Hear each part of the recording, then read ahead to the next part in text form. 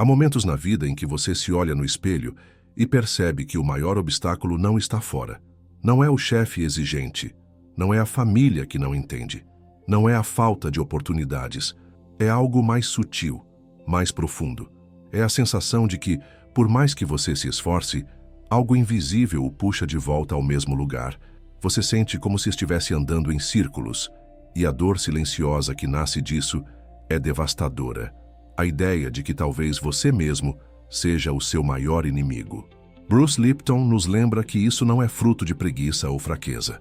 Ele revela que a maior parte da sua vida é controlada por programas inconscientes, gravados ainda na infância, como um piloto automático que dirige suas escolhas antes mesmo que você perceba.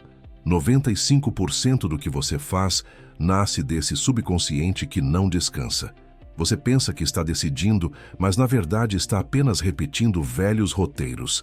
Joe Vitale acrescenta uma peça crucial a esse quebra-cabeça. Ele mostra que, muitas vezes, não é a falta de motivação que o paralisa, mas crenças ocultas sobre merecimento. Crenças de autopunição que você nem sabe que carrega. É como se uma voz oculta dentro de você sussurrasse: "Você não merece isso." E você acredita. Mesmo sem perceber, você bloqueia o fluxo natural da vida. É como dirigir com um pé no acelerador e o outro no freio ao mesmo tempo. Você sente a potência do motor, a vontade de avançar, o desejo de chegar, mas algo invisível o trava. Você gasta energia, força-se, pressiona ainda mais, mas continua no mesmo lugar, exausto, desencorajado, preso no mesmo ponto da estrada. E talvez a pergunta mais inquietante seja: e se o verdadeiro sabotador não for externo? E se ele não for as pessoas que o rejeitaram, nem as circunstâncias que o limitaram? E se o inimigo estiver dentro, nas histórias que você repete silenciosamente sobre si mesmo, no roteiro invisível que dirige sua vida sem que você perceba? O que aconteceria se você ousasse olhar para dentro e reconhecer esse sabotador não como inimigo, mas como um reflexo da sua própria história não resolvida? O que aconteceria se, em vez de fugir dessa dor, você aceitasse escutá-la? Talvez você descobrisse que dentro do que chama de fraqueza existe uma chave. Uma chave que pode abrir portas que você jamais acreditou poder atravessar. Essa é a provocação que inicia a sua jornada.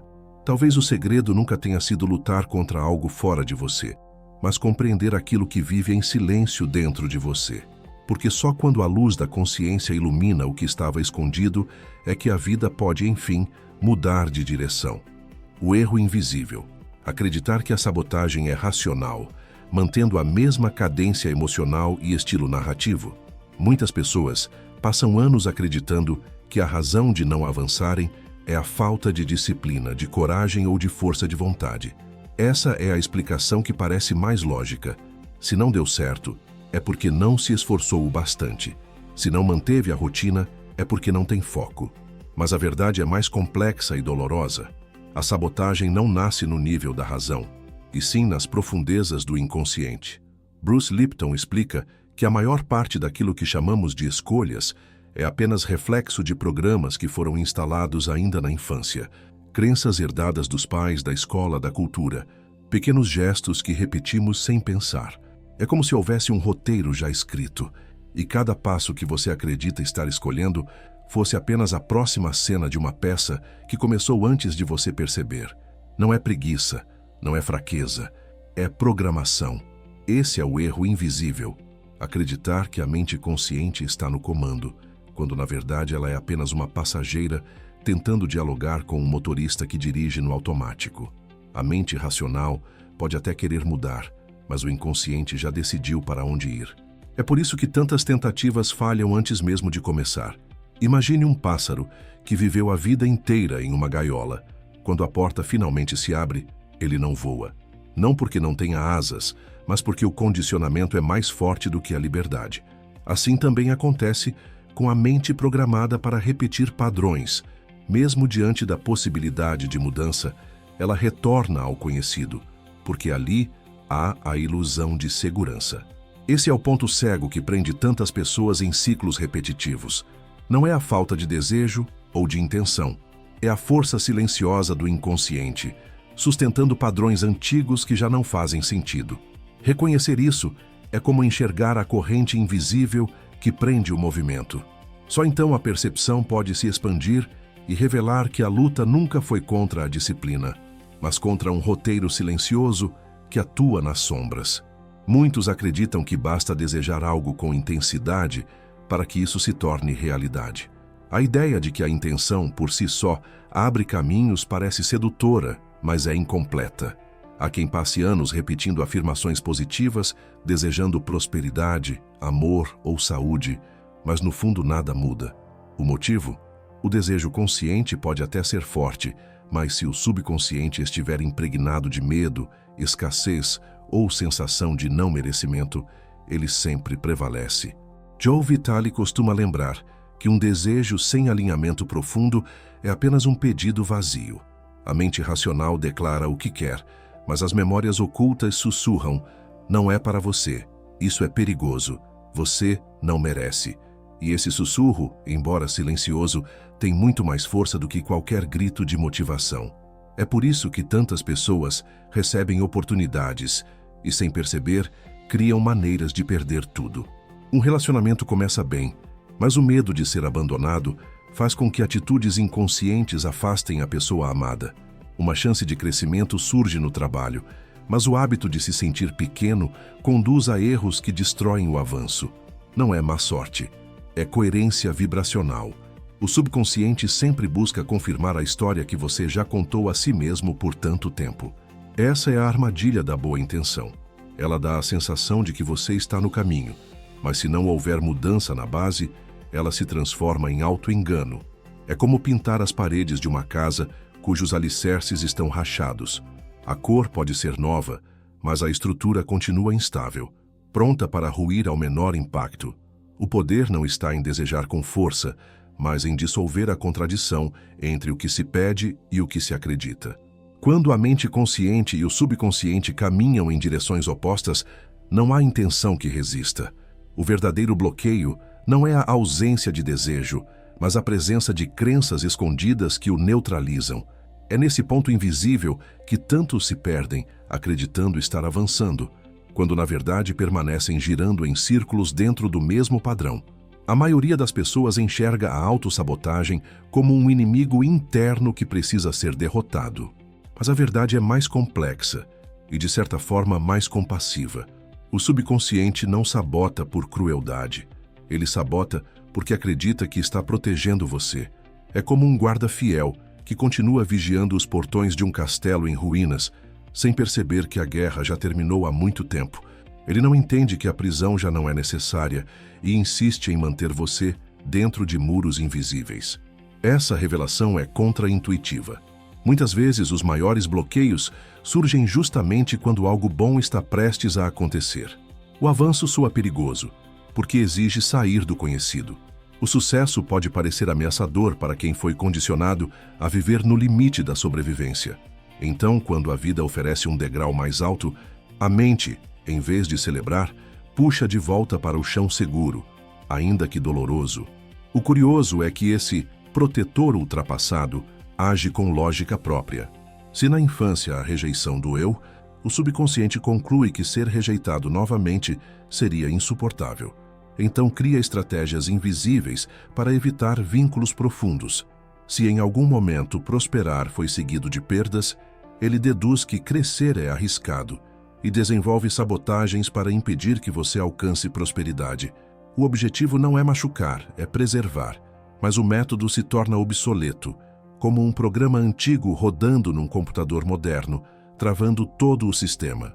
É nesse ponto que a vida se repete como um eco. Projetos que parecem promissores se desmoronam no meio do caminho. Relacionamentos que poderiam florescer morrem por excesso de desconfiança ou por medo de entrega.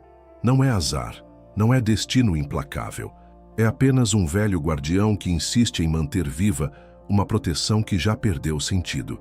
Compreender essa dinâmica muda tudo, porque deixa de ser uma guerra contra si mesmo e passa a ser uma reconciliação. Não se trata de exterminar o sabotador, mas de olhar nos olhos dessa parte de você que ainda vive assustada.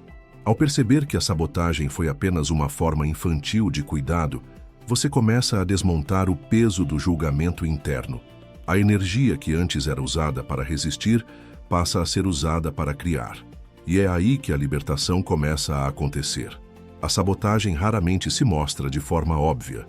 Ela se disfarça de preguiça, de perfeccionismo, de autocrítica constante, de medo de se expor ou de desistência precoce. Às vezes, surge no momento exato em que um passo maior poderia ser dado. É como se uma força invisível puxasse de volta ao ponto de partida. O ciclo se repete e a sensação é de estar preso em um labirinto sem saída, onde cada corredor leva ao mesmo lugar. Esses sinais não são falhas de caráter. São apenas rastros deixados por velhos programas inconscientes. Bruce Lipton explica que o subconsciente age como um piloto automático, reproduzindo memórias antigas que acreditam manter o corpo e a mente seguros. Se em algum momento a dor foi associada ao crescimento, o subconsciente aprende a travar sempre que uma expansão se aproxima. Assim, o bloqueio não é irracional. Ele carrega uma lógica baseada em experiências passadas. Um caminho para transformar essa lógica é reconhecer o padrão e, em vez de combatê-lo, decifrar o que ele está tentando proteger. Perguntar-se: qual benefício oculto eu ganho em permanecer nesse lugar? Às vezes o benefício é ilusório: evitar julgamentos, fugir do risco, escapar da possibilidade de falhar. Mas enquanto esse ganho invisível não é revelado, o ciclo continua. A consciência funciona como luz em um quarto escuro. Quando acesa, mostra que os monstros eram apenas sombras. O passo seguinte é escolher um gesto que contrarie o padrão. Não precisa ser algo grandioso. Basta um microato. Falar quando o impulso é calar. Avançar um pouco quando a tendência seria recuar. Esse pequeno movimento cria uma fenda no automatismo e abre espaço para uma nova rota neural. Cada microato é como uma pedra lançada em um lago calmo. As ondas se espalham, alterando o campo interno. A repetição desses gestos simples vai, pouco a pouco, reprogramando a mente, até que o que antes era sabotagem se transforma em escolha consciente. Quando esses sinais são percebidos e confrontados, com pequenos atos de coragem, a vida começa a responder de outra forma. Não porque algo mágico tenha acontecido, mas porque o sistema interno aprendeu uma nova linguagem. E nessa linguagem, não é o medo que dá as ordens, mas a consciência desperta que decide o rumo. Imagine a cena: uma cela silenciosa, fria, onde alguém caminha de um lado para o outro acreditando estar aprisionado. Os dias passam, a frustração cresce e a sensação de impotência se torna cada vez mais sufocante.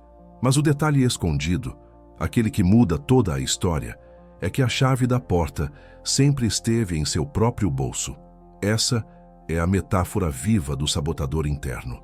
Ele não é um inimigo externo que nos aprisiona, mas uma parte de nós que, por não ser reconhecida, nos mantém em círculos invisíveis. Essa chave que carregamos simboliza a consciência. Enquanto não a tocamos, acreditamos que o cárcere é real, que as grades são indestrutíveis, que a liberdade está sempre além do nosso alcance. Mas, no momento em que olhamos para dentro e reconhecemos que o poder de abrir a porta já nos pertence, o cenário se transforma. O que antes parecia uma prisão é, na verdade, uma ilusão sustentada por crenças antigas. Bruce Lipton explica que o corpo e a mente reagem às crenças mais profundas como se fossem fatos inquestionáveis. Assim, a chave esquecida no bolso é o reflexo dessas programações inconscientes. Nós a possuímos, mas não a usamos. A crença de incapacidade, a história de não merecimento, o medo de ser rejeitado, todas essas narrativas são como correntes que parecem reais, até o momento em que percebemos que sempre tivemos a possibilidade de soltá-las. E aqui surge uma reflexão necessária. Talvez o que chamamos de sabotagem seja apenas um pedido interno para que paremos de lutar contra as sombras e comecemos a decifrar a linguagem do nosso próprio inconsciente. O prisioneiro não precisa destruir as grades, nem clamar por alguém que venha libertá-lo. Ele precisa apenas recordar que já tem a chave. Essa imagem nos convida a olhar para o sabotador com outros olhos, não como inimigo, mas como um guardião equivocado. Ele não barra o caminho por crueldade, mas porque ainda acredita que a prisão é o lugar mais seguro. E no instante em que compreendemos isso, o ato de segurar a chave já é suficiente para começar a sentir a liberdade que sempre esteve à nossa disposição. Ao longo de toda essa jornada, vimos que o chamado inimigo interno nunca foi de fato um inimigo, mas uma parte esquecida, mal compreendida de nós mesmos. Bruce Lipton nos lembra que, quando mudamos nossas crenças inconscientes, o corpo inteiro responde. A química que antes mantinha o ciclo da autossabotagem